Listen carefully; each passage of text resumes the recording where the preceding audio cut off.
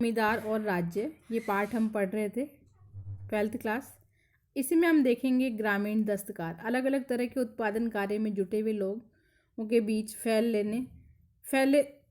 लेन then के रिश्ते गांव के एक और रोचक पहलू भी था। यानी कि जो लेन देन किया जा रहा था जिन गांवों के बीच में उत्पादन कार्य में, उसमें एक विशेष बात थी, वो दस्तकारी की बात थी। अंग्रेजी शासन के शुरुआती वर्षों में किए गए गांवों के सर्वेक्षण, मराठाओं के दस्तावेज हमें ये बताते हैं कि गांव में दस्तकार काफ़ी अच्छी तादाद में रहते थे। कहीं कहीं तो कुल घरों के 25% जो घर थे वो दस्तकारों के थे।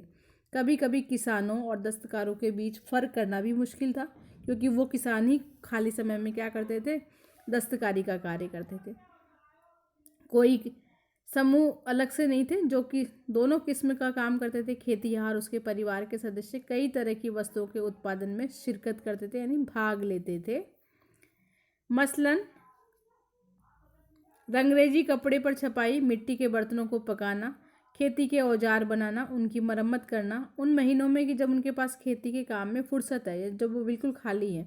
जैसे कि बुआई और सुहाई के बीच में उनका समय खाली है, सुहाई और कटाई के बीच में उनके पास समय खाली है। तो उस समय खेतीहर जो मजदूर किसान थे वो दस्तकारी का काम करते थे। कुम्हार, लोहार, बढ़ई, नाई, यहाँ तक कि सुनार जैसे ग्रामीण दस्तकार जो ये कार्य थे, ये भी अपनी सेवाएं गांव के लोगों को देते थे, जिसके बदले गांव वाले उन्हें अलग अलग तरीके से उन सेवाओं की अदायगी, यानी कि उनके बदले में, सेवा के बदले में कोई मूल्य दिया करते थे।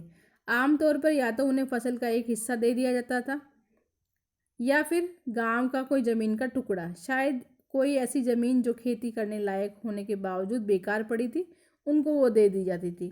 अदायगी की सूरत क्या होगी, ये शायद पंचायत ही तय करती।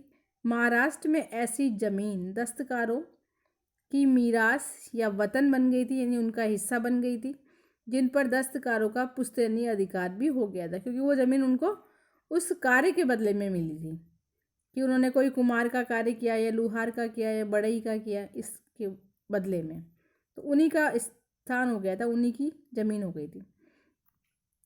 यही व्यवस्था कभी कभी थोड़े बदले रूप में भी पाई जाती थी, कि जहाँ दस्तकार और हर एक खेतीहर परिवार परस्पर बातचीत करके अदायगी की किसी भी एक व्यवस्था पर राजी होते थे। ऐसे में आमतौर पर वस्तुओं और सेवाओं के विनिमय होता था। उदाहरण के तौर पर 18वीं सदी के स्रोत बताते हैं कि बंगाल में जमींदारी उनकी सेवाओं के बदले लोहार, बढ़ई,